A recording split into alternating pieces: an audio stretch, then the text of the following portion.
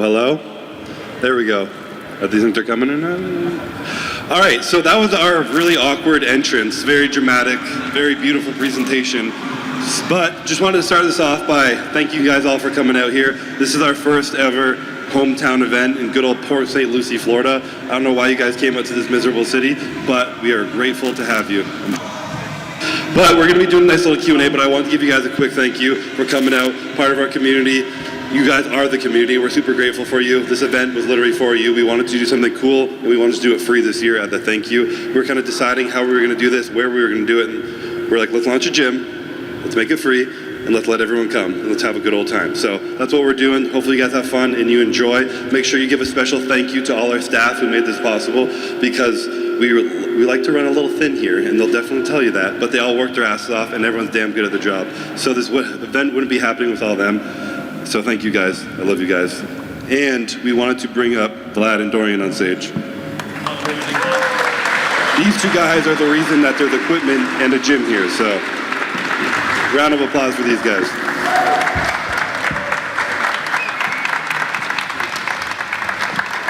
Yeah, guys, for real, good seeing you. Yeah. Congrats on the show. we had a very unrealistic timeline when we wanted to build this place. And if you guys do not know that Pure Muscle and Fitness and the boys from HD, Vlad and Dorian, are our partners in this gym, okay? So 4 months ago, we had the idea of doing this, and truly, it would not have been possible if it wasn't for them doing what they do best and sourcing all this equipment and bringing this equipment in and just working as hard as they possibly could to make this day happen. So they've done a lot for it. So if we could please give a huge round of applause to HD and Dorian.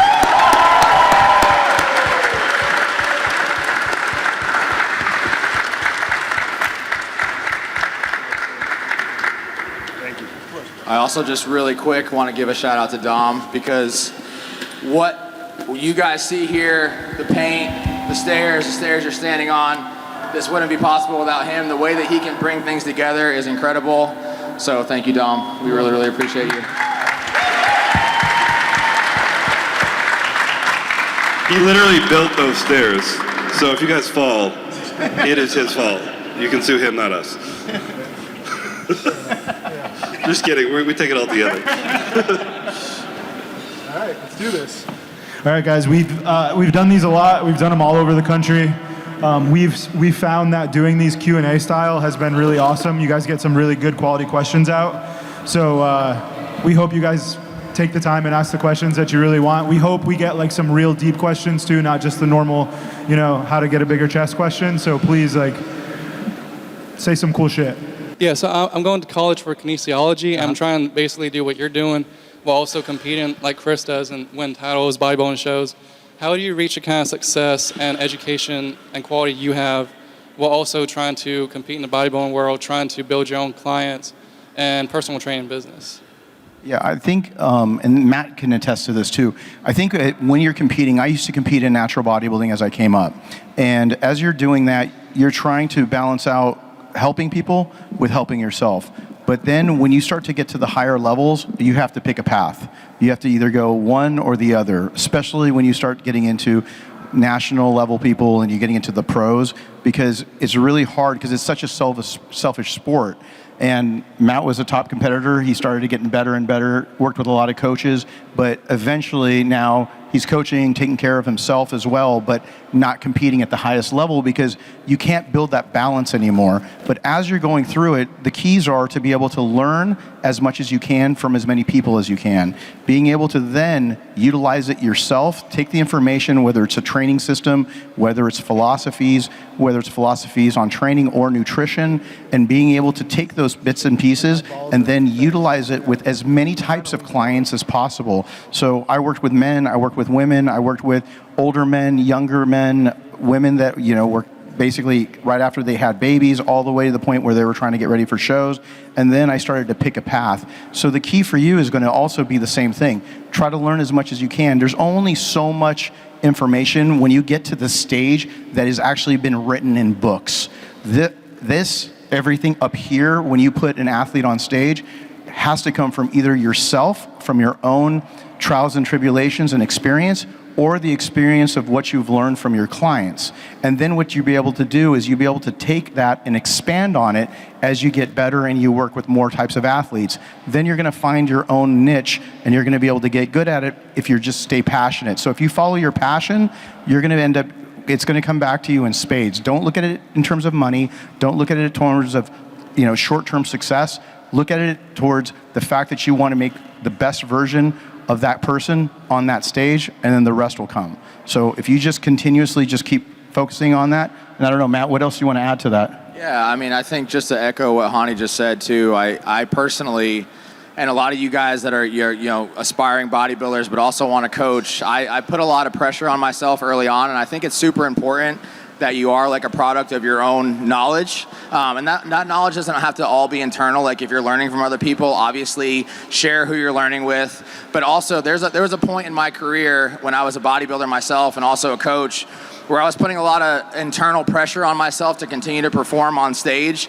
And I thought that for me, in order to be a successful coach and for me to reach the top, I had to keep putting a product of myself on stage.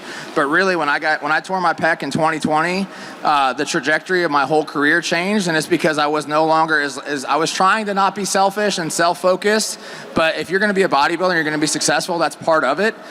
So when I finally released that and I was no longer focused on driving my own competitive bodybuilding, my whole outlook on business, my family, my ability to coach other people, it all improved. And if you really look at the trajectory of my success, that's when it really took off. So yes, early on, I would say that you definitely need to be driving your own progress and be in a community and build a community where people can look at you and trust you for your knowledge. But at the same time, don't allow that to hinder your ability to help other people, especially if that's where your passion really is.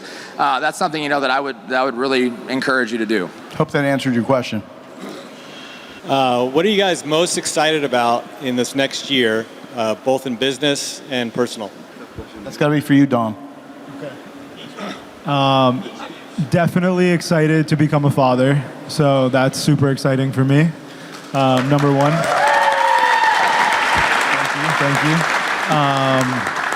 And then number two, I think I'm really excited to see where this goes. I think every year it's one of those things where we feel like it's just getting started, and I hate using those words because everyone always uses those words, but you guys show up time and time again and show us how much we're impacting the community and how great things are and how much more work we have to do this on a grander scale. So I think just seeing what we do next year at this time and seeing this be bigger and better, and ultimately you guys, just seeing this is the most rewarding thing in the world for us. So we appreciate you all, and we hope to continue to do this for you for a long time. I would say for myself, I was actually texting the guys this morning, and I'm just really trying to have an attitude and a mindset of gratefulness, because this is an incredible thing. I have one of my best friends this year that I grew up with, and he knows me for a long time. I've always dreamed and desired to have a performance-based building training center like this. That's always been a desire of mine, and we kind of, I hate to say it this way, but we've kind of fallen into being successful at supplements. And now obviously we're super grateful for that, but there was a point, early on, 12 years old, 11 years old, I wanted to have a gym facility like this. So being able to have this, but really more than that, being able to build a community in here. One of the things that I'm looking forward to is with our own team, our content guys, our marketing guys, getting in here early in the morning, whether we're training together with a single-minded goal in mind, or whether we're just in here together, working hard together, accomplishing things together, showering, and then heading off and going into our workday. I think it's just going to build our internal team a lot over this next year, and then just how that continues to build the community of you guys, because ultimately without you guys being here, we wouldn't have what we have, So just really continuing to see how we can grow and develop as a team, and how this building, this atmosphere, the ability to work out in here, work hard together, how it's just going to help all of us grow together more as a team. I sat there this whole time wondering what I would say I'm excited about, and I still don't know. And I can't pick anything because I'd never expected to. Is my mic on? Are we good now? All right. All that to say, I really don't know what I'm excited about, because a year ago I wouldn't imagine we were here. 5 years ago I would have never imagined I was here. So I'm kind of excited for the unknown.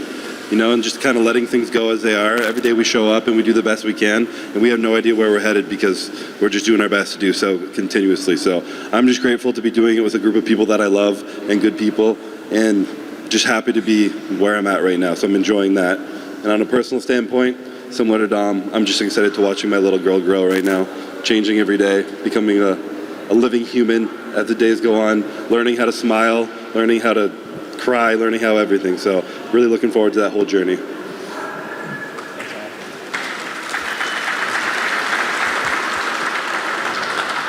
Well, guys, for me, it's a little bit different perspective. I've been in the industry for 30 years, and I've had my supplement company for 16 years.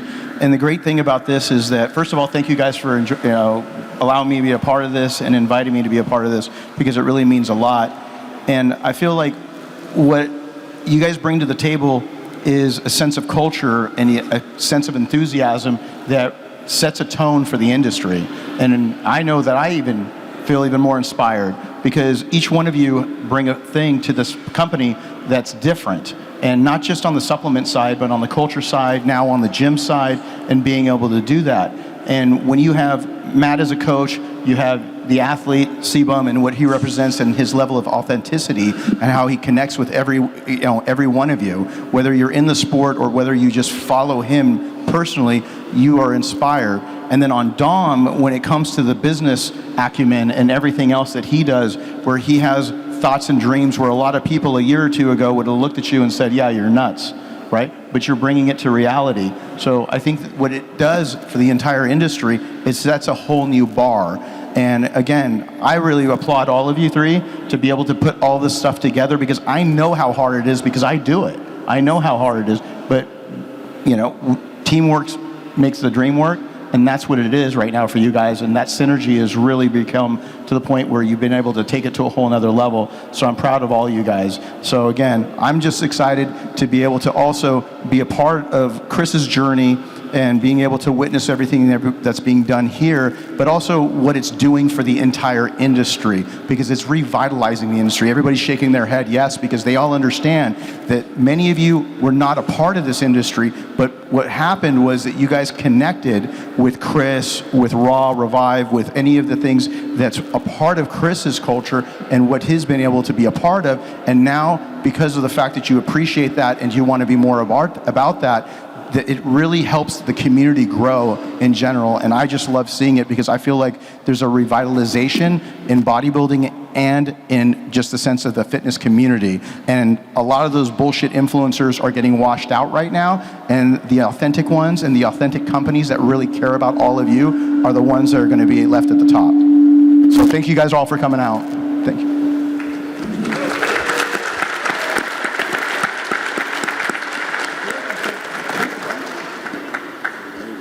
Hey, this one's for C-Bum. Can you hear me? Yes, sir. So I was wondering how it feels to be a girl dad. I'm a girl dad myself. How does it feel after she's been born? And did you watch her come into this earth? I certainly watched her come into this earth, and that was absolute chaos. So to all the moms in here, you guys are absolutely amazing. I won't curse because there's also children in here. Huge shout out to all the moms. My favorite quote after all that is people saying that if men had to give birth, we'd have 0 people on this planet, because it's probably very true. And I would honestly say, my daughter coming to this life was probably the most amazing thing I've ever witnessed in my life.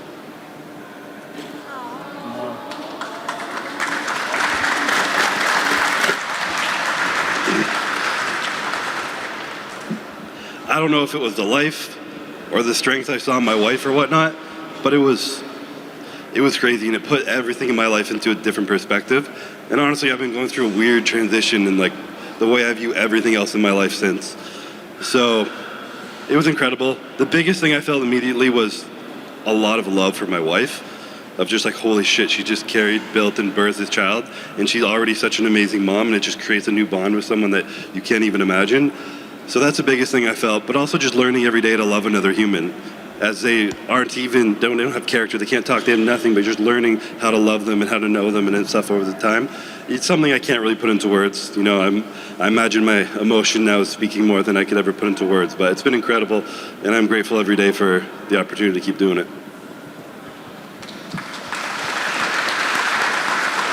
I also wanted to know if you, if you believe in God and how you kind of let that spirituality, do you tap into that as you get ready for Mr. Olympia?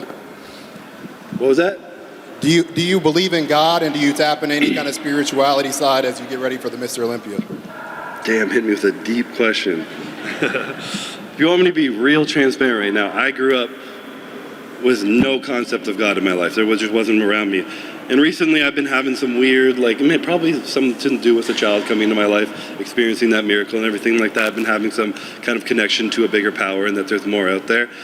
And I think a lot of that is also the amount of stress that we all hold inside of us for so many different reasons. And just that concept of giving it to God and those things that are out of your control and letting those go into a higher power that you have no control over, trusting in the universe or whatever it is to have the best faith in you to put you in the best position, or it might not feel like the best at the time, but you're going to end up where you need to be because that's just the way life is, and just releasing that control over life and stepping into what you do have control over and just focusing on the present moment. I think that's one of the biggest things I've been focusing on a lot now in my life, and I've tried to put a lot of control on everything in my life. Bodybuilders, we love control. We try to manipulate every single variable. And I think trying to have the perspective of letting go of a little bit more now has been creating a lot of peace in my heart. And it's literally a transition I'm in the middle of right now, so I can't speak super highly of it, but there's something coming for sure. Now that you are a father, are you gonna slow down a little bit on your workout, or maybe give Ramon and Urs a little gap to win the Mr. Olympia this year? I missed a part of that. Am I going to slow down and stop doing stuff? He wants to know if you having a daughter is going to kind of slow you down a little bit. Do you feel like you're going to pull away from competing and concern more about health, or do you feel like you got a good balance over everything? Yeah, it definitely puts things into perspective. It's more of a future shift for me that I'm kind of looking at. I think part of what I look at, honestly, is the man my daughter is going to look back at and see that she was when she was born, and how I handled things, how I handled hard things, what I took on, what I didn't. And she's going to look at me as an example, and maybe future children as well. So me having that perspective now and everything I do is she might not be able to know what I'm doing now, but she's going to look back and know if I competed at this Olympia, if I didn't, why I didn't, what were the choices, how hard did I work when I did it. And that puts a little bit more passion behind everything that I do and a reason. So that personally lights a little bit of a fire under my ass. Like I was saying before, there's definitely a bit of a perspective of what's truly important to me. And she's a little baby right now. Right now she just needs me to be there with her, mainly support her mom, and that's the best I'm going to do. And if anything ever took away from that, I would step away from it because that's my priority. But right now, I'm still full steam ahead with everything I got, and I'm looking forward to creating a journey and a story that she can hopefully look back on and be proud of me.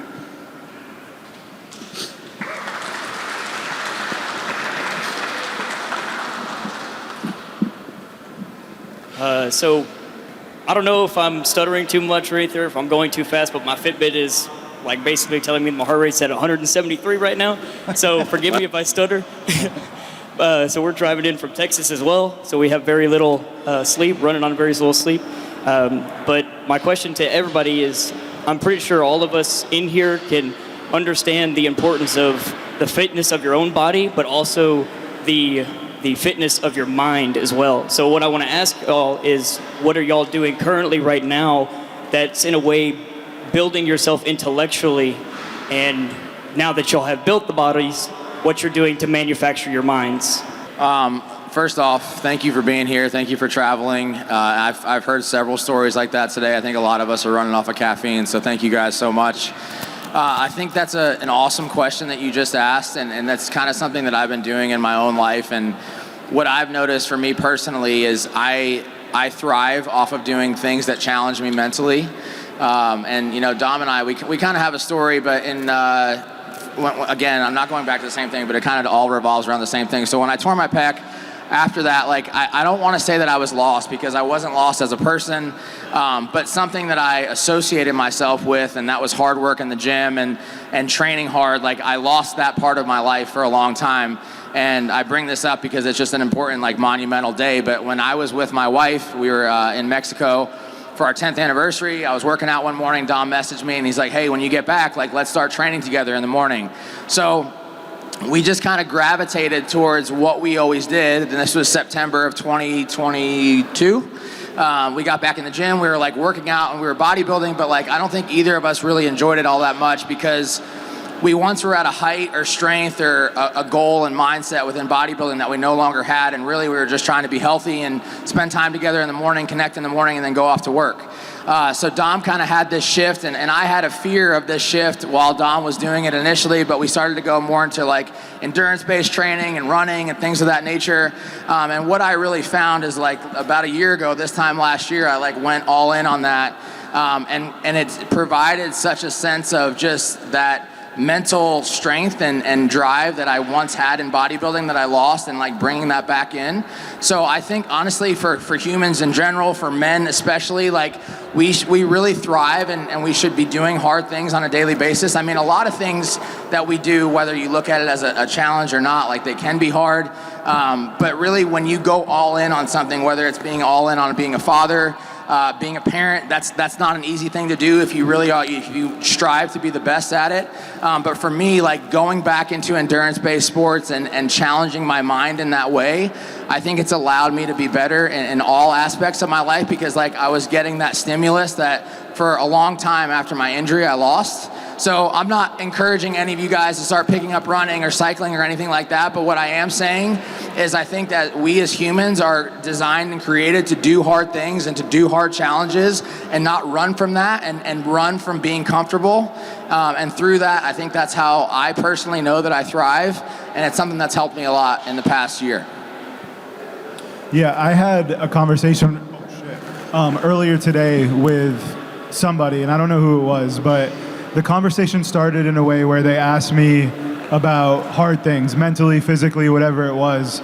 And I think one of the pieces you're missing when you're thinking about this is fear, right? And I think that a lot of us are just scared to do something that we've never done before, or we're scared to jump into something that we know we would love, but we're gonna be bad at it, right?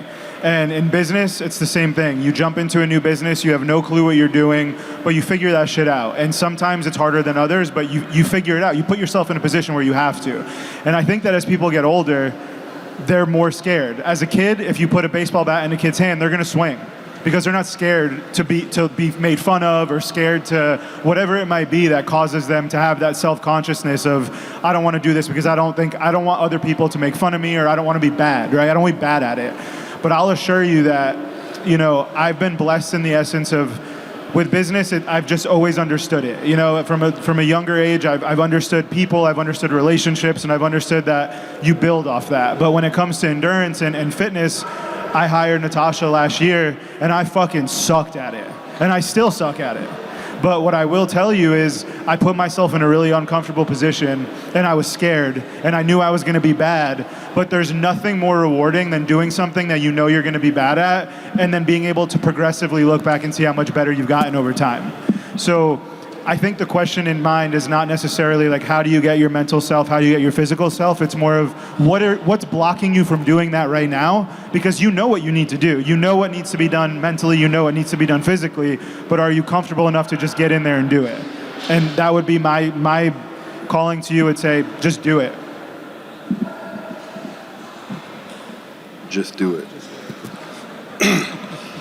I would say something that's kind of shifted in me is I used to be a little obsessed with like the self-help books and all that kind of stuff, and I still enjoy them because I still learn from them, but I started to realize that they all kind of felt like bullshit. And I heard someone talk about the reason it's $1 billion industry is because they don't work, and if the self-help books worked, there'd be one and we'd all be help-selfed. So it doesn't really make sense. And I think just trying to like relinquish some of that like need to perfect everything and to handle this right and to handle that right, and just to like let go of that.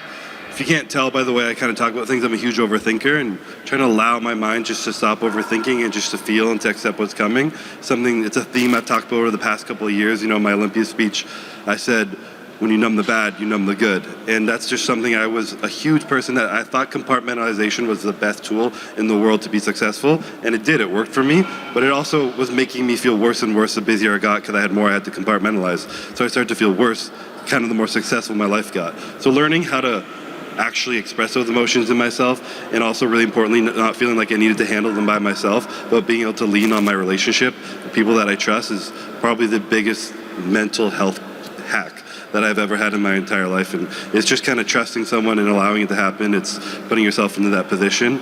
And then those are the things that when you start to unravel, it's the same thing. Like, there's no self-help rules of what you're going to do. It's why aren't you, it's not how to, it's how come you're not doing it now? How bad do you really want it? And like Dom was saying, sometimes you're scared. You just have to put yourself out there, and you just have to do it. You know, you have to put yourself out there into shitty positions where you're scared, do really hard shit, discover new parts of yourself. And, you know, all of us up here are constantly uncomfortable and very often under deep stress. But when we come out of that, we're like, fuck, we learned so much about ourselves. And if we were sitting in some comfortable place in our home, not wanting to take risks, not doing anything, we would never even discover who we really are because we're just living in this comfort zone. So being surrounded by people is, I'll stop on this. The biggest hack is surrounding yourself with really amazing people who are doing the same thing. Because if you're around people who just want to stay comfortable and stay where they are and hold you down because they don't want to project their own insecurities onto you, you're going to hold yourself back. But being around people, like-minded people who want to be good people, they want to get better, they want to work on their mental side, their physical side, their emotional side, everything, it wears off on you. So it's really important to just kind of flow into life with good people and let the emotions ride through your body. And then next thing you know, you're on stage in front of 100 people and I'm accidentally crying. And I'm like, fuck, why do I always do this? I'm going to become a meme, that guy crying on the internet. But it is what it is. So, yeah. Yeah, I think it's, everybody summed it up in a really nice way, but I think that it breaks down to two things. There's the physical and then there's the mental, and you can't have one without the other. You have to push yourself physically to be able to get stronger emotionally, and they go hand in hand. You can't be able to separate the two. So when you go into the gym, when you find a goal, it's very, very important that you stick to that goal and you create self-accountability, whether it's personally through yourself and then you also hire a coach of some sort, or if you end up, whether you're putting it out into the universe with the people around you that are there to support you. You have to be able to wash out the naysayers, because those types of people are the cancers in your life that will not allow you to grow. You really have to be able to create that environment of success. So it's just like putting together a team of really good business partners. If you had a shitty good business partner that was up here, there's a reason why they're no longer up here. Well, Dom's been able to put this team together, and they've all been excellent at what they do. And they know what their focus is on, and they're able to execute on that. And so when you put together your fitness goals and you try to push yourself to that body fat, that look, getting on stage for the first time, what that's going to do is it's going to build that mental toughness, so that it allows you to become mentally tough at being able to lose when it comes to life and overcome those losses, so that you can be able to get to successes that are going to lead to bigger and better things down the road. And having that team is so important. And that team doesn't just mean in the gym, it doesn't mean just the business people that you work around, but also who you have in your life. And one thing that every single person on this stage has is they have a woman behind them that made them who they are out here. Matt, Dom, now he's getting ready to have his baby. You have Courtney with Chris, myself, my wife here, Farronez, who I wouldn't be here on this stage if it wasn't for her, because she's the one that talked me into working with Chris and being able to get out of that comfort zone. Again, and as the elderman here, the guy that's the oldest here, I'm telling you, I wanted to be in my comfort zone. So she pushed me out of that comfort zone and said, yeah, you already have 20 Olympia titles, 18, whatever it was at the time, but what if you turned around and did this? And the natural thing to do is to rest on it and say, look, I'm good. I don't need that many more, but the risk reward wasn't there. But I needed somebody there to be able to drive me to become the better version of myself. So again, that has to happen in the gym, or whatever your fitness level is, whatever your passion is, to be able to get your physical to that level that you've never been to, but then now also be able to take everything else, your spiritual as well as your financial ability to go to that next level. But they all go hand in hand. If you have one thing that's too far out of balance, the rest of them will not line up and the foundation will be broken. So you have to be able to take the physical, and then everything else will fall in line. So that's how I recommend it with anybody I work with, to be able to take them to the next level. So we're both ambassadors, and this might be more directed towards Matt and Dom. But I think in the past we've seen a little bit more advancements with in regards to like signing on more athletes and I think I saw one point in time Chris talking about they're gonna spread the discounts of the athletes and kind of spread the wealth a little bit. Not in regard to finance, but for ambassadors, like what kind of advanced things this next year or in like the next couple of years are we going to see like for ambassadors? Because I think most of us, the ultimate goal is to become an athlete. I was just kind of wanted to pick y'all's brain and kind of see like what kind of movements we're, making for the ambassadorship program. Yeah, that's a great question. Can you hear me? Is this like, yeah? I think one of the things that we always do, and we did it last year, was we did the athlete search, right? And the athlete search, we pull in the ambassadors and we look for you guys. And I don't know if you know this, but in that athlete search last year, a lot of the people who became athletes didn't have huge followings. It was more so just the way they represented the brand and what they stood for on their social medias, and we just watched how they interacted with their following and all of those things, right? So I think you can look forward to that every year. I think that will always happen. I think it would be naive to think that, we're not watching. Jack has kind of taken over that role of being our new athlete manager, and he's done a phenomenal job of really just relaying a lot of information to you guys and doing a good job at what he does. And we've been looking for someone like that for a long time. As far as Chris giving up his code, that is happening. Chris is going to relinquish that code, and I would say the majority of the code being used now is still CBUM. So that will transition over to you guys. Obviously bringing on other people, that will make the community even bigger, right? Trying to find the athletes that will bring those micro and macro influencers in. There's just a ton of things that we're doing on the backside, but for you, I would say just continue to do what you do. And if you showcase the same things that we stand for as a company, that's the best that you can do. Like I said, we don't care about the huge followings as much as we care about you guys just being true to yourselves and being your best selves.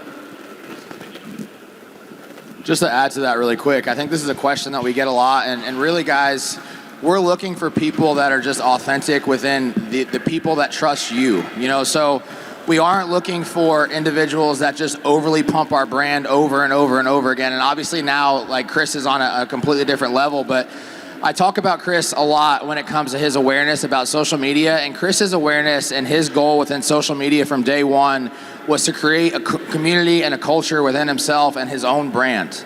And then through that, the brands that he then represents benefit from that because he first was focused on building his own brand, his own identity, and he wanted to communicate to people who Chris was. It wasn't communicating to people who Raw was. It wasn't communicating to people back in the day who Gymshark was or whoever. It was about who is Chris. And then because people like Chris, they then buy into what Chris is about. So really, if anything, you guys just focus on building something authentic within yourself, whether it's in your town, in your community, on your own social media, whether you have 3,000 followers or whoever, whatever that number looks like, and then build it from there. And those are the things that we noticed. And also, too, I don't know if he's even in here, but Jack, you've done an incredible job. I think Dom and I have been looking for a person like yourself since day one, and we're just very, very thankful for you and that we finally found that person.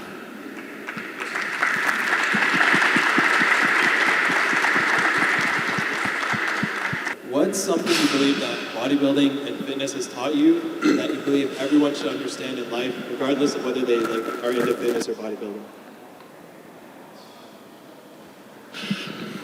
I didn't sleep enough for all these questions. Something that bodybuilding taught me that will work for anything. It's a great question. I would probably say something along the lines of, it's going to be a little broad stroke, and it might not be directly applicable, but when you get it, you get it. It's probably along the lines of, I'll start with a question that's a bad question. When you come up to me and you tell me, how do I be the best? How do I grow the biggest chest? I want to do this. Do you think I should do it? I'm like, no. Just don't even, if you're asking those questions, you're wrong. Going out and seeking a 5-step program to find the perfect thing to do and you expecting yourself to get somewhere is not going to get you somewhere. Doing anything at a high level is an art. And I've heard Hany even say that today. Hany and Matt know damn well that they couldn't teach coaching to someone through an ebook. It would be impossible because it's an art. The shit Dom does, the answers he gives back to emails and business problems, we all are how did you know that would work? It just works. It's an art. And it comes from experience. It comes from learning. It comes from trial and error. And same with my bodybuilding career. A lot of what I've done is a little unorthodox. I do some random things that probably help me way more than I don't even know, but it just works because I've tried things. I've let myself go into new areas that I don't understand, learn from my own mistakes, take stuff from people, but not expecting like, okay, Jay Cutler, Phil Heath, they train like this. I'm going to train exactly like them, and I'm going to look like them. No, you have to find your own path, and you have to really push your own limits within yourself and understand that it's more of an art. You can't ask an artist how to draw a painting and then draw that same painting. You gotta go out and figure it out for yourself, find your own style, and figure out how you're gonna do it yourself. And I think bodybuilding is one of the things where, Hany can specifically say, he coaches me different than any of his other clients. Everyone's a little bit different, and there's no recipe to it, and that's what makes these guys such good coaches, is they understand there's no program, cookie cutter, 5-step program to get it done. You gotta figure it out yourself, work your ass off, put yourself in the shitty positions to fail, and make sure you're learning from each of those mistakes and keep getting better every single day. So another question for Chris. First, congrats on being a father, and congrats on the new hairline. It's awesome. Priorities? I flew down here from New York, so I wish I prepped a better question, but just how has baby bum affected your lifestyle and training at such a high elite level? I mean, in the last 4 weeks, it's definitely taken a pretty huge hit. For an example, last night I was awake until 5 a.m. because the baby was sick, and then I was like, oh great, I have to be up in 2 hours and come to this event and meet a few hundred people and do a seminar. So I'm a little brain dead right now, and that obviously takes away from training and recovering, and someone like myself, I need like 9 hours of good sleep or I'm like not training fully and recovering properly. So it's definitely taken a hit, but as anything in life, I was prepared for it, and I understood this would come, and I'm kind of just letting go of expectations at this point. I'm doing the best I can with every moment that I have. I ended up getting sick last week, long nights, trying to take care of Courtney, trying to come home and make sure she's okay, and everything is kind of chaos right now, and honestly, training hasn't been 100% priority. I know Hany's a little stressed out about that, but it's the season of life, and I'm grateful for it. I wouldn't change a thing. My priority right now is being a father, and it's a hurdle. I've had a lot of challenges over the last years, winning 5 Olympias. It's just another wrench in the pot. It's all right. Here, you thought you had it figured out. You thought it was, you're starting to get a hang of it. Well, now it's going to be 10 times harder. So get ready for this new one. And that's part of the game. It's part of the fun, as Dom was saying earlier.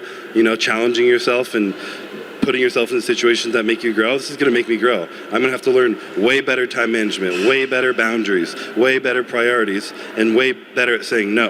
And everyone thinks I'm good at saying no. They say no to everything. But I'm going to be saying no to a lot more now because priorities. So, it's life. It's taken a hit recently, but I wouldn't change a thing. This is a question for all of you guys, but who was your favorite bodybuilder growing up, or biggest influence growing up? Starting with Chris. Biggest influence? Can I answer that instead of favorite bodybuilder? I wasn't really a bodybuilding fan until my late age. My biggest influence was my father. I think that's why I was so excited to be a father myself. He's just, everyone looks up to their dad a lot. So he was the guy who kind of had it all together, felt like he was calm and collected and held the family together, and just someone I really admired and I wanted to be like. He was so simple, and there's something just about, he never gave me lessons through a lot of words. He never spoke a lot. Just watching him and understanding how happy he was just from having time with his family and just having slow time, family time. Nothing made him happier. He didn't need anything more than that. And I think there's something so beautiful about that. And then understanding that everything else in your life is bonus. It's all great. It makes me very happy, but it's bonus. That's your priority. And I think learning that from him was the greatest influence I've ever had. Greatest influence in my life, I would also have to say my dad. I learned a tremendous amount of him, and I always want to give credit to the work ethic that I have through what my dad instilled in me at an early age. I grew up very, very blue collar. My family, to this day, things don't come easy to them, but my dad is just an incredibly hard worker and has always been. He instilled that in me at an early age. We didn't have the best lawnmowers, but at 6, 7, 8 years old, I was out there trying to figure it out with him and just be a part. And my dad's done manual labor his whole life, so that's something else that was also instilled in me at an early age, regardless of what job you have, just to give your best at it. So I always want to give credit to that. Switching subjects, I would say that my favorite bodybuilder all time was Jay Cutler. which the man down there had an opportunity to coach and bring him back to an Olympia title. And also, while Hany is up here, it's a huge privilege to share this stage with him. He's the one guy in the sport of bodybuilding that I've not yet beat from a coaching perspective. And honestly, it's just like, you're asking about bodybuilding and bodybuilders growing up. I honestly look up to the coaching aspect, and Hany's been at the top for as long as I can remember being in the bodybuilding realm. So just to be up here with him, it's a huge honor and privilege to do that.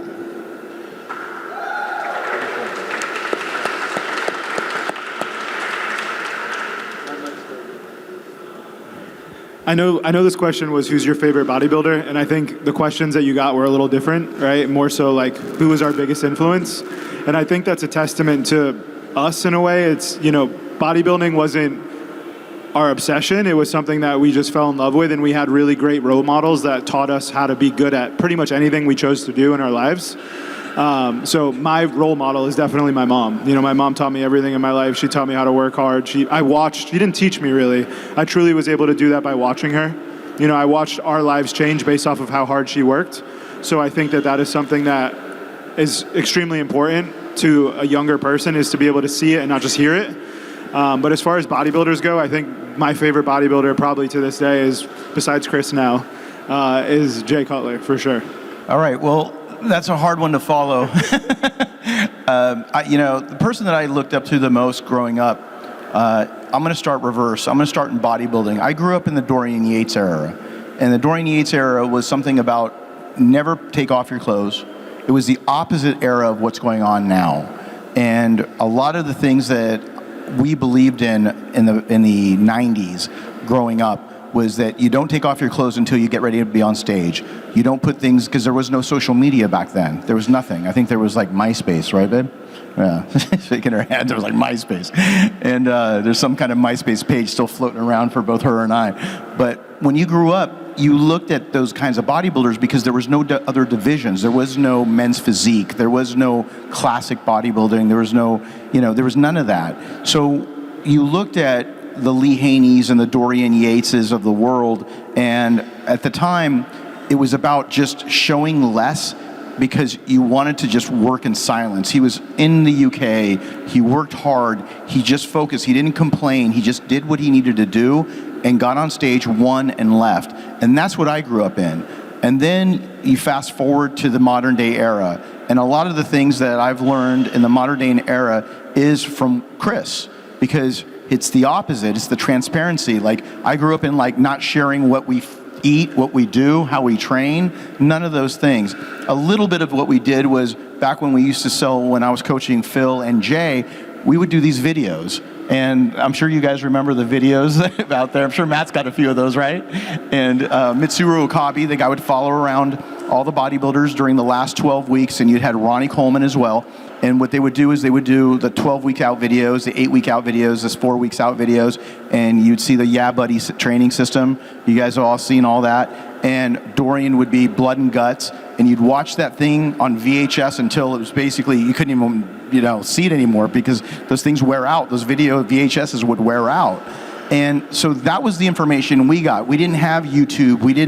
We had magazines of pictures of athletes that would show up 3 months after the show. They would be focused on 1 or 2 angles that they would show, because the magazines would be showing their athletes in their best portions. And a modern day Dorian Yates wouldn't have won as many, because he would have got picked by the Mr. Olympia competition because of a torn bicep. He wouldn't have won as many, because there's 11, 20, 15, however many million people that are going to circle that bicep, and they're going to blow it up and everything else. Now, with the modern day era, it's much, much different. So as I grew up, the things that I learned was to keep things on lockdown, because you don't share information that you want your competitor to use. Now, because of someone like Chris, who's taught me how to be able to be more forward thinking and being able to share that, and what are the things that we can share to make sure that you guys aren't going out there and doing things that could possibly be harmful to you, and being able to give you, whether it's food, and it could be nutrition, it could be training, it could be supplements, it could be hormones that people are just going rampant with that could be hurting you. So now that's taught me how to be that. But So that's the era I grew up in. But my mother was the one that taught me. My mother was a teacher, and my dad was a coach. And so it's been in my DNA, and my wife always tells me, because now my son likes to turn around and break down bodybuilding shows and talk about all of the different nuances. It's in our DNA that we like to preach and teach and be able to absorb information at a high level. And so for me, my mom was the one that taught me what to do, and my dad was the one to tell me what not to do. And my mom was like, do you see that? Don't be that. But my dad was a highly charismatic guy. He was a really nice guy. But my mom was the one that was always about education, always being the best version of yourself, because every Persian mom wanted you to become a doctor or a lawyer. And then when my mom found out that I wanted to become a trainer, she just said, listen, get your degree. I was going to school at UC Santa Barbara, and said, get your degree. I'm going to go ahead and support you 100% because I know you love bodybuilding. I started competing as a teenager, natural competitor, and then said, just be the best damn coach, best damn bodybuilder you can possibly be. And just make sure you're the best at what you do. But if you don't want to be a doctor, it's okay, but just be the best at what you can do and learn as much as you can. So she drove me because nothing was ever good enough. You ever hear that from me? That comes from my mom, so you can thank her for it. So, you know, and the fact that I grew up with her having cancer at 14 years old, she had a really acute form of leukemia, acute myeloid leukemia, that I had to learn, it really hardened me. So therefore, it was always about the result. So again, like mom, with Dom and his mother, I was very connected to my mom. And so for her, that's where I learned as much as I could about making sure to create that drive and that determination to try to be the best at what you do. And so that's basically, it's from my mom.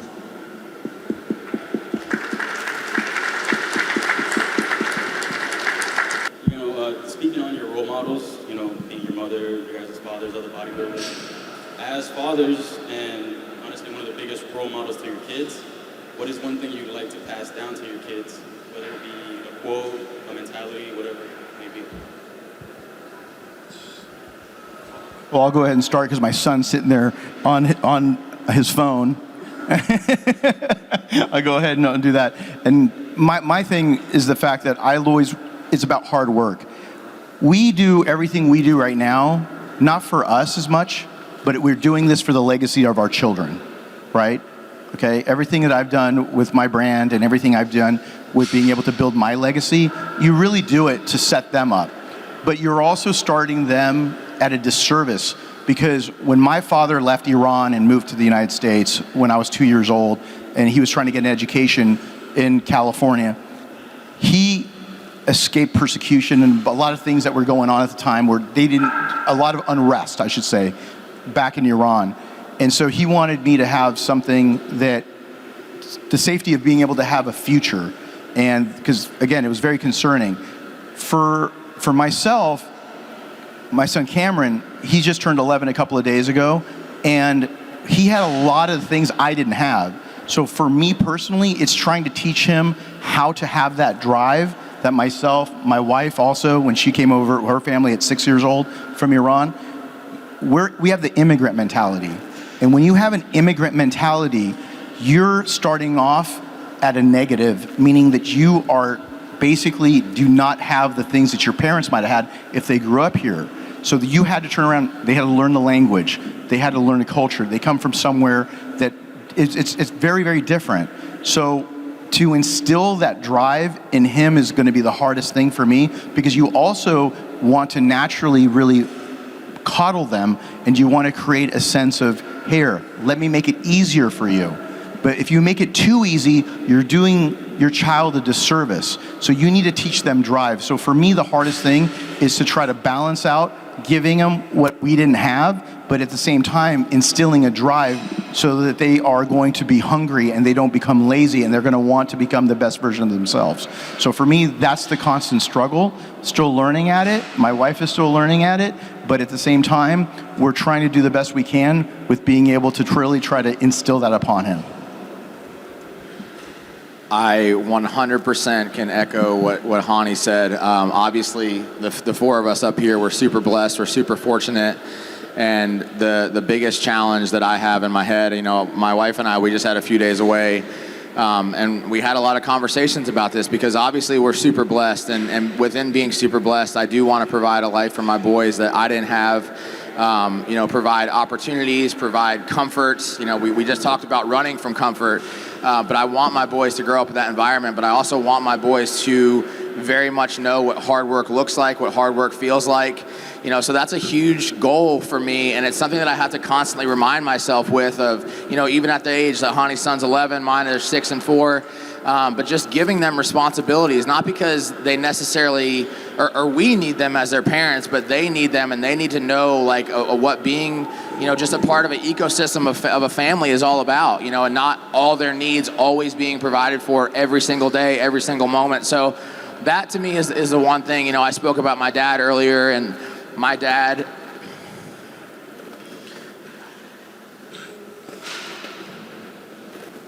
just give me a second, instilling that hard work in me, and more than anything, I just want to be able to pass that to them.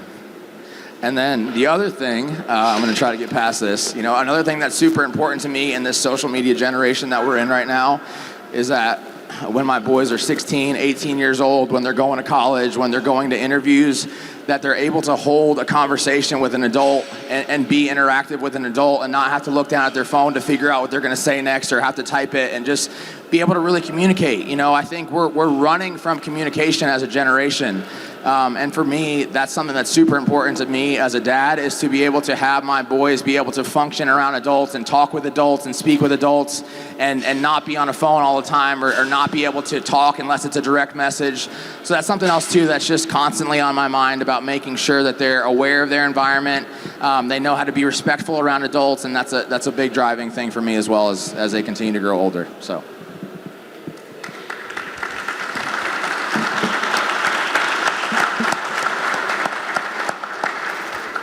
I think all of us have this piece of us that wants to do something for our kids that we may not have had when we were younger, or whatever that looks like. And for me, like I told you guys earlier, I watched my mom work her ass off. So I had, my mom wasn't an absentee mom, but she worked all day, every day, and she traveled a lot. So that put a lot of pressure on my dad. And, full transparency, I don't have the best relationship with my dad. I didn't have a great childhood with my dad.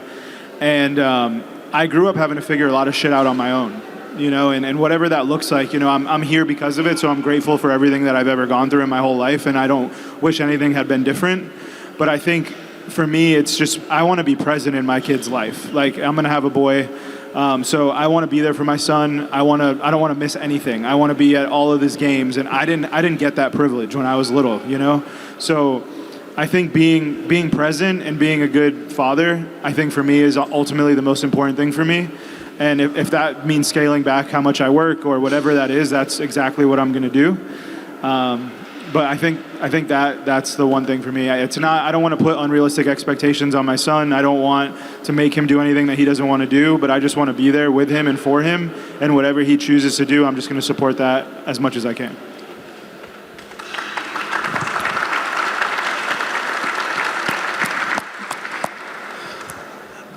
I'm going to share a realization I'm having as I'm listening to all this that I think is super fascinating. As you see 3 highly successful men up here who are successful because of their past, wanting something different for their children, because the success that you see leaves wounds, it leaves pain.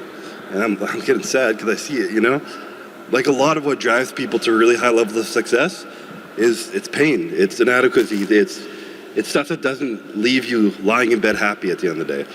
And it's fucked up, and everyone obviously, they look at people up top and they want to be that person, but there's a lot of shit that all these guys go through that you guys don't want, There's a lot of shit that they hold, a lot of heavy shit that people wouldn't want. You wouldn't change your life for that if you really knew. So I think it's just something, this is way too emotional, I'm sorry. I know all these guys really well. Some of the best people I know, and that right there is the biggest reflection you guys can see of them all wanting something different for their children, even though what you see on the outside is such a high level of success. And if there's anything you guys can take from today, it's that. It's the importance of having a connection and safe relationship with people and yourself and your family over like anything other than that. You know, I don't even think I can say anything beyond that, but that's just, I'm sitting here watching this and I'm like, holy shit, you know? And I have so much respect for these guys up here because you can't fake that. It's so real. And I know them and it's a fact. So I'm just going to leave it there.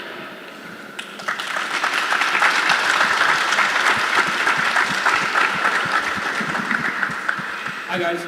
I wanted to talk about like when you guys do product research and development, what are some things that go through your mind? Like, does it go through Chris? Does it go through Dom? Does it go through Matt? For Hany with EvoGen, does it go through you? What are some ideas that you guys come up with? I know there's a bunch of projects that never see the light of day. I see that you guys have a bunch of energies. What makes like the thought process of let's make a root beer energy drink or a champion mentality energy drink? So I'm going to start this because this was one of the biggest conversations that me and Matt had towards the beginning of our career. And I believe I actually had this conversation with you and we were talking on the phone that day. And one of the things is these guys know better than anybody what product is the best product in the world to make, right? And I think if you guys don't know, Hany started EvoGen because he truly just wanted to make the best products he could for his athletes that he was putting through all of these competitions, right? And Matt had that same mentality when he came into Raw. And I think I had to be a governor on that a little bit because trust me when I tell you, there's no doubt that I want you guys to have the best products in the world when it comes to supplements, but there's a point where there's no return, right? Like for example, if we made a formula that we really wanted to make in a pre-workout, it would cost $100 to make it.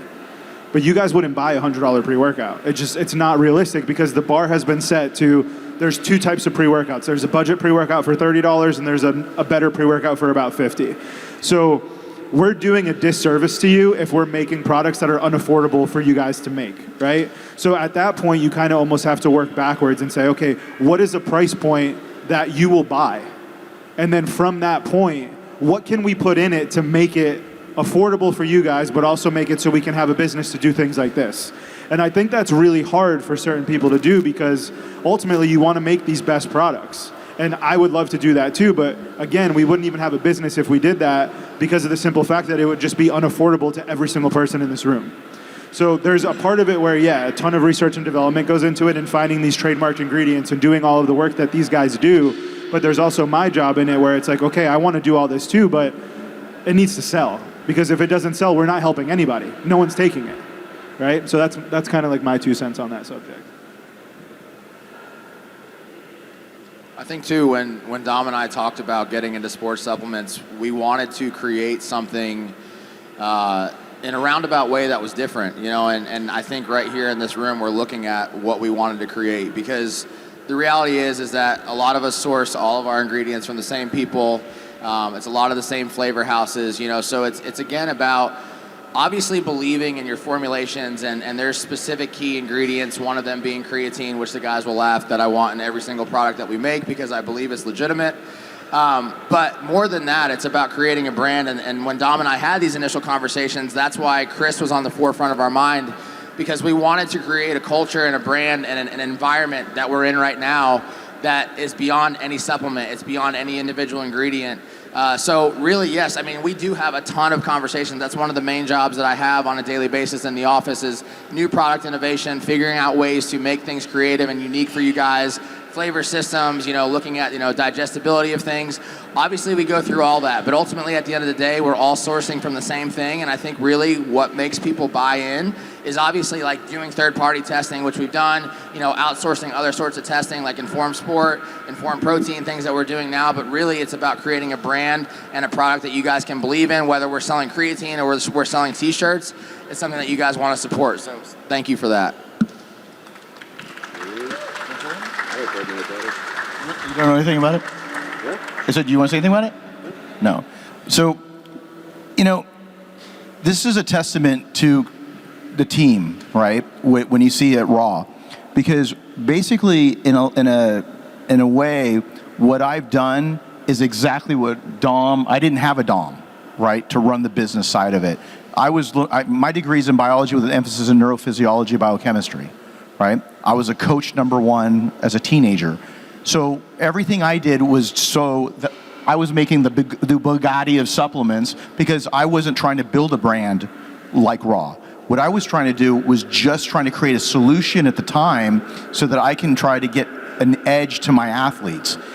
When it started evolving, again, that was 16 years ago, almost 17 this January coming up will be 17 years that I started Evogen. It was one product, one flavor, one formula. Second year, the second product, it could be any flavor you want as long as it was grape. That's it. Because I didn't care about that. I just cared about winning, and I cared about just getting a winning formula for a solution, and everything was designed around prep. Then, after the third product and fourth product, I started deciding to add in some more, and then I hired Nick Irby, who's my VP of operations, who was doing sales at the time, and then it started becoming a supplement company. So I would be much, much further along if I had Dom in my life 16 years ago, but you would have been how old? 14 years old. I got to go back, which is like 3 years older than my son, Cam, right? At the time. So I didn't have that balancing act because it was just very, very lopsided about getting my products out. So I did do 100 versions of my pre-workout before it came out, 120. And I would give them to my athletes, and I would give them to people around me and go over and over and over and over. And when you start coming about it, he hit the nail on the head. Sometimes all you need to do is get to that 90th percentile, because that extra 90 to 100 is going to end up costing you from $60, $50 to $100, and then 90% of the people here can't afford that. So, but at that point, I didn't care because I didn't put that take on it. Now, as I've been growing and I've been, we moved to Texas and I'm trying to be able to really expand the brand. Now, I'm now starting to think the same way Dom's been thinking since day one, which you have to balance, right? So if you can just get to that point, how many Bugattis do you see on the street? And then how many Mercedes do you see on the street? And that's what we've been trying to do. But having that person balance out Matt with his business acumen has been able to see what you've seen here. So again, hats off to the whole team, because that's what the difference between somebody that's been in business 16 years, going on 17, versus what, 4 years. He's got to ask C-Bomb, how long have we been in business? 4 years. And that's exactly, and the trajectory is to the moon. And then to add the next layer to that, we all put powder in a bottle, right? We all have transparent formulas. We can all copy each other, right? But at the end of the day, what happens is you're building that trust with that end consumer, and that's the culture we put in our bottles. That's the culture that we put into our labels. That's the culture we put into our brand. And that transcends everything else. Besides, yeah, are our formulas awesome? Absolutely. Are we always looking out to put in the best ingredients? Absolutely. But we're doing it in a fashion to give back to the fitness community, which will give you guys the best products and continue to give you the great information out there. When you guys go look at Instagram on the Raw page, or you turn around and you watch YouTubes of our brands, we're giving you all this free information because we want you to be the best versions of yourself. So therefore, that's why you should go get behind the brands that are giving you that, instead of just going to Costco and buying some random brand you never heard of because their protein's $5 or $10 cheaper. And that's the big difference there. So that's what I believe in. Hi guys.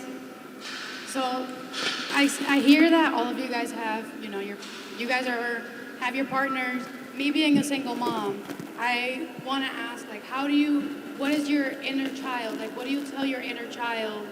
Seeing your success now, what would you tell them? If you had a chance to see them again, what would be the first thing that you would tell them? All right, I'm going to not cry on this one, all right? I didn't sleep last night, so I'm blaming being tired. But I don't have a deep, oh my God, you would say that to yourself, but it was a very powerful moment. And that was this year on stage at the Olympia, when I was getting ready, and I've done some work about kind of healing my inner child and whatnot, because a lot of our pains, and I'm kind of what we were talking about earlier, come from when we were young. How we hold stuff, how we act in the future, a lot of our insecurities, they come from wounds when we were really young that we often don't even remember. And right before I was getting on stage for the Olympia, I remember pulling up a picture of myself and looking at myself as a little boy and being like, holy fuck, what would I say to you right now? I kind of asked myself that same question, and I was like, just aside from the Olympia, it was a thought more so, but it was like, it doesn't matter if you go out there or win or lose or whatever you do, it's just, I'm so proud of you. No matter what you are, like, you are so amazing as you are. I'm proud of you and everything you've done. You getting on stage right now has no reflection of who you are or how you should be loved or anything to do with that. And I'm proud of you and I love you. And I had tears in my eyes looking backstage on there. And it's like I walked on stage with him, and it was a pretty healing moment, honestly, for me, because it was more something that I just kind of pushed away and was fueling through other things. So I think just honestly, even having those moments of interaction and taking a little bit of the pressure off of yourself, because you're like, people think it's so great to have pressure on yourself, and it is, but when you realize that pressure sometimes is on a child, that's when it kind of is coming from pain and insecurity, and that's when you're constantly working for the next thing and the next thing, and you're not leading to a moment of joy or happiness. It's just like, I will never be good enough, and you're telling that little kid that they'll never be good enough either, unless they keep higher and higher levels of success. So I think having that moment of me kind of just being like, look, you've done it. You're the man, I'm proud of you. Nothing to do with the Olympia. It's who you are as a man. Your relationships are important. That's a big thing, but the Olympias, none of this means anything. It's just who you are. And I think that was a super powerful moment for me. So, great question. I think a piece of it, though, is like, I don't think you should ever lose that little child in you. I think that, like I said before, that little kid is going to take more risks than you're going to take. That little kid is going to be willing to put himself in more uncomfortable situations than you are, right? So, I mean, these guys always make fun of me. They say I'm just a big kid. Like, I love toys. I'm usually in a great mood. I'm like a little kid. I act like a little kid. So I would implore you to think, first of all, try not to lose that as you get older, right? And I think life happens to all of us, and as life happens to us, it hardens us, or it makes us have these different ideologies or views on things, and that's how we all become adults. But I think if we can go back and kind of pull at that kid and be like, what would I have fucking done when I was 7 and I had, I wasn't scared of anything. I think we would all be in a much better place if we looked back at that instead of kind of got so excited to leave it, right? Everyone can't wait to grow up, can't wait to do this, can't wait to do that. But I think that pulling that little kid out of all of us is something that would make all of our lives a little bit more unique. This is an awesome question. I think for me, it really comes down to just like looking at that person or looking at myself when I was younger and just honestly just saying, like, don't stop believing in yourself. I think that's one thing that it's a strength that I've had. I'm very aware of social media. I'm very aware of what people say on social media, but I've always believed in myself. Now, did I believe 5 years ago that I'd be sitting up here, on this stage with these guys and sharing this moment with you? It wasn't like that, but I always believed. I mean, you could talk to my wife, you could talk to my mom. I actually have a funny story about working with my dad, but I just always believed that I could accomplish great things, and I don't think I was ever swayed from that. Now, again, like I said, I don't think that any point in time, if somebody would have pulled me to the side and said, Matt, are you going to own a supplement company? I would have said, no, absolutely not. But just the belief that I have on a day-to-day basis, I really try hard to not operate in the realm of negativity, and I think belief and not being negative and having a negative mindset go hand in hand. So just those two things, and obviously, again, just the work ethic. I would just tell that young version of myself, just don't stop working hard.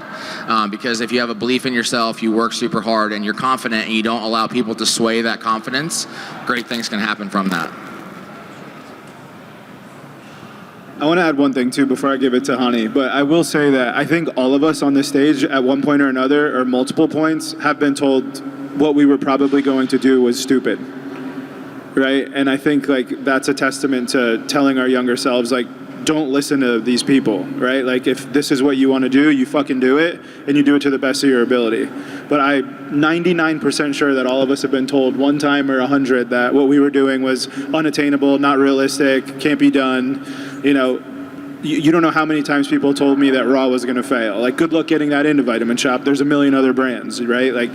Don't listen to those people. Yeah, and to build off on that, I think that if I went back to myself, I would go back. I mean, again, I grew up in a pretty crazy household. A lot of volatility with my mom and my dad. You don't know if it's going to be okay. That's the big thing, is just saying, it's going to be okay.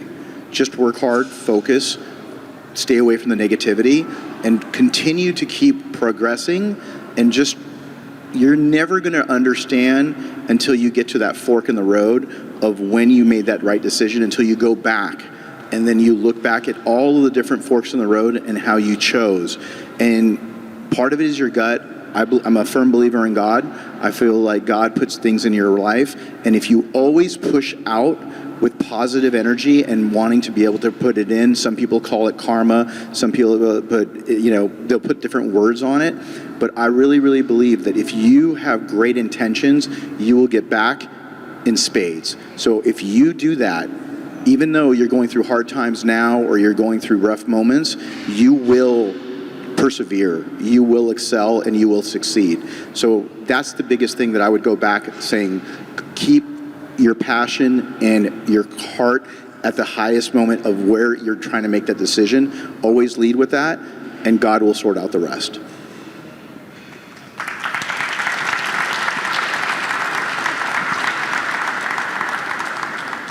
First off, thank you guys for putting on such an amazing event and allowing us all to be here. It's been one hell of a week already, and I can't wait to see what tomorrow brings. But I guess this kind of piggybacks on that question, but y'all talked about kind of fear and the fear factor whenever getting into bodybuilding or on the business side. And I was just question for Dom and Matt, like, what was the moment where y'all were like, screw it, let's do it, and just got over the fear? And the same thing with Hany, with Evo, and even Chris with bodybuilding. Kind of like, what was y'all's yeah moment?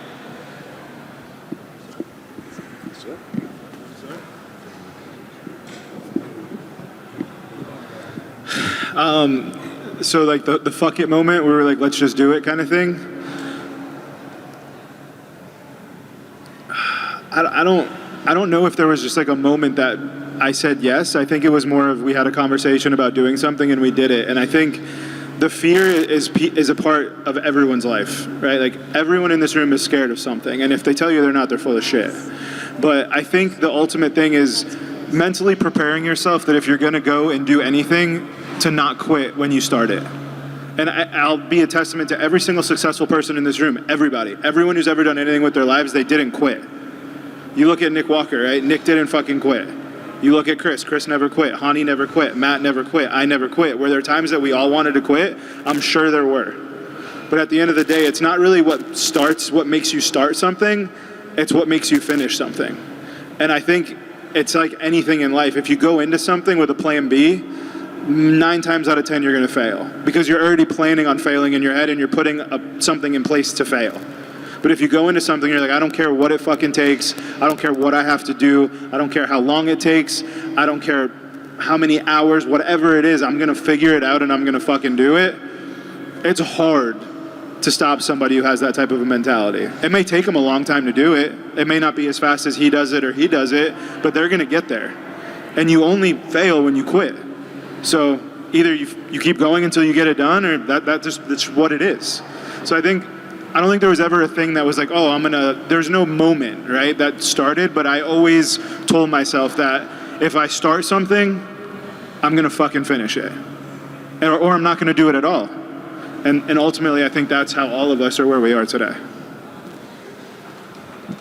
Yeah, I don't really think there was a moment. I think it just kind of goes back to just finding the people that are your people. And, I think ultimately now, like, we're so in sync with each other that it doesn't matter if we're starting a vitamin company or, whatever we do. I think, again, going back to belief, we have that belief in ourselves because of the team that we have and the way that we complement each other. And I think that's also, I'm sure you guys see it, but what makes us so unique is that we have skill sets that are so different. But yet we cover for each other, we complement each other. We also have unique interests that allow us, our skill sets, to cross over into what the others are. But Chris's strength is not my strength is not Dom's strength, and Dom has a strength that all of us don't have either. And also too, I say this jokingly, but Chris and I we're introverted people. This is not what we would choose to do on a daily basis, but we put ourselves in this environment because we want to do this. And again, being uncomfortable, we want to do this, but like Dom is our guy. We can walk into any room at any time and we know that Dom can hold a conversation about anything, and Chris and I can just take one step back and just watch it happen and nod at each other, and we're like, all right, we're good, you know? But like if Chris and I had to be at the forefront of those conversations sometimes, we might not be sitting here right now, you know? So again, I think it wasn't such a moment, but really more so like finding the team and finding your people and having a belief so strong in each other that at that point, you know, you can accomplish anything, and just again, not having doubt in yourself once you start whatever you commit to.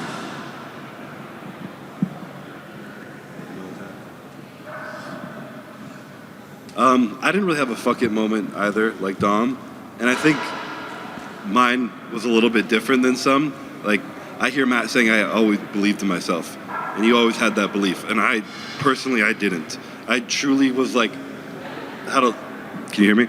I truly had a lot of time in my career, and it took until winning a few Olympiads where I was like, I can really win this next Olympia. And it's like, well, no shit, you just won 3. And it was hard for me to build that. And that was more of a, you know, I've been told I can do it, and these things are hard, stay in your lane, you do these things over here. And I kind of, part of me believed it. And I'm saying this out loud in a sense where I'm sure I'm not the only one who thinks this, but underneath it, there is still a belief, because I wouldn't have done it if there wasn't. Matt was a little bit more on the surface, mine was a little bit more hidden. But to the point of what Dom said too, when I started something, I was gonna do it. I was like, if I'm gonna commit to bodybuilding, go all in on this, I'm just gonna go all in on it no matter what, and I'm gonna earn that belief in myself. And over time, the more harder I worked and the more success I had, that belief started to creep up onto the surface. And I'm, like Matt was saying, a huge introvert, was super shy, hated talking in front of people, I hated competing, I hated a lot of things. And I'm a completely different person now with so much more self-belief than I've ever had in my entire life, just because of the amount of time that I didn't believe in myself, and I kept putting myself into a situation where I could earn that belief in myself. So there was no aha moment for me, and I know there wasn't a huge one for these guys either. Dom started his first business when he was 6 years old, probably, and made $1 million and kept going from there. But he still kept going on bigger and bigger, better things, because he had to keep pushing himself to get getting better. So I think sometimes, you know, it's great to have that belief on the surface, and if you do, run with it. Some people are almost afraid of it and they don't want to test it because there's something vulnerable in accepting and putting something out there. And if you don't have it, go find it, earn it. Not everyone is meant to be born with it. Everyone's a little bit different. You got to figure it out on the way. Yeah, so for me, it was a bit of a different path, because when I was coaching, it was the number one thing that I was doing at the time, because, you know, between coaching, I was writing for the magazines Muscular Development. I had an ongoing Pro Creator column for like 10 years.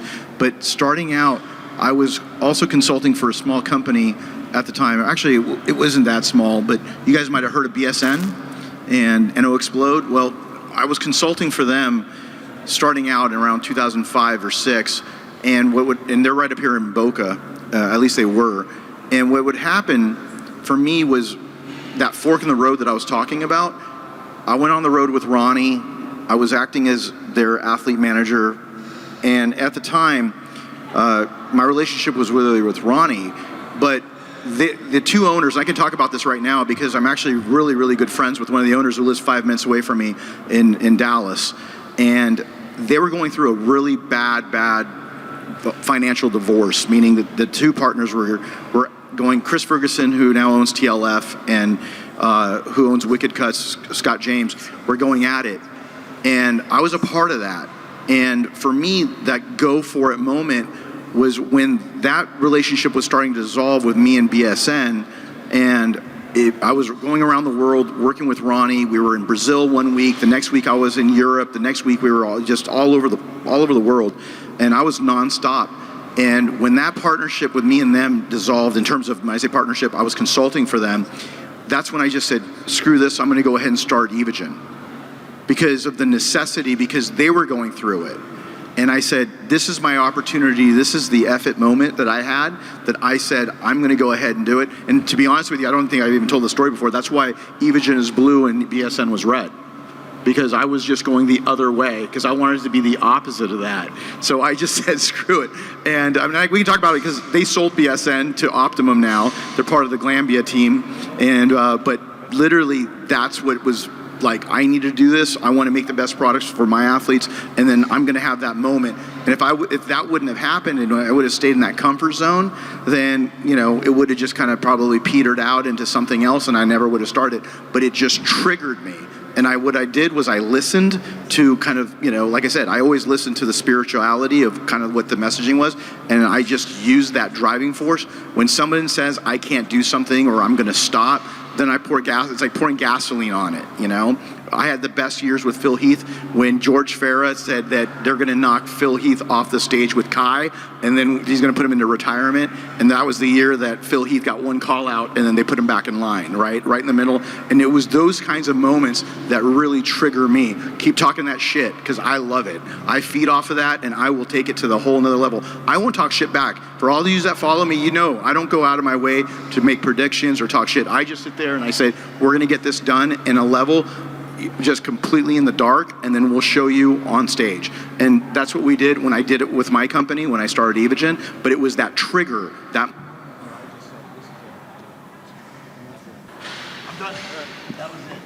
Do you guys think that there's a point at a certain age that it's too late for somebody to pursue bodybuilding at a professional level? Like you're 30 years old, 31 years old, it's too late for you to succeed at a national pro level. You want the honest answer to this? What are you pursuing it for? That will answer. That will let me answer the question. Natural physique, OCB classic physique, just competing to go pro, win a championship. No, I don't mean like that. But are you doing it for monetary value? Are you doing it to fulfill your life's purpose? Are you doing it to become the next Chris Bumstead? Like, why are you doing it? Self-actualization to fulfill a purpose. I think it's absolutely worth doing because it's a realistic thing, right? But I think if you're asking me if you can become the next Mr. Olympia at 35 or 40 or whatever, I think the answer would be no, because it's just a realistic answer. But I think if it's a mental thing for you to fulfill something that drives you to wake up every day, then the answer is absolutely yes. You should absolutely do that.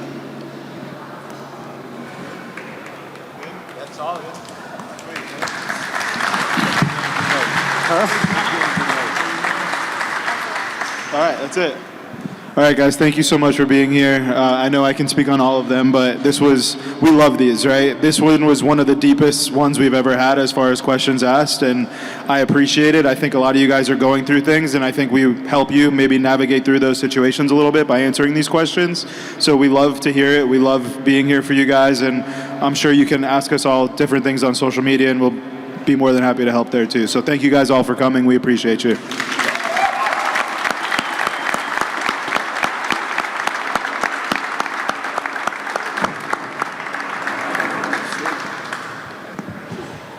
Five mics? Yeah. I'm gonna pull a sweat behind them.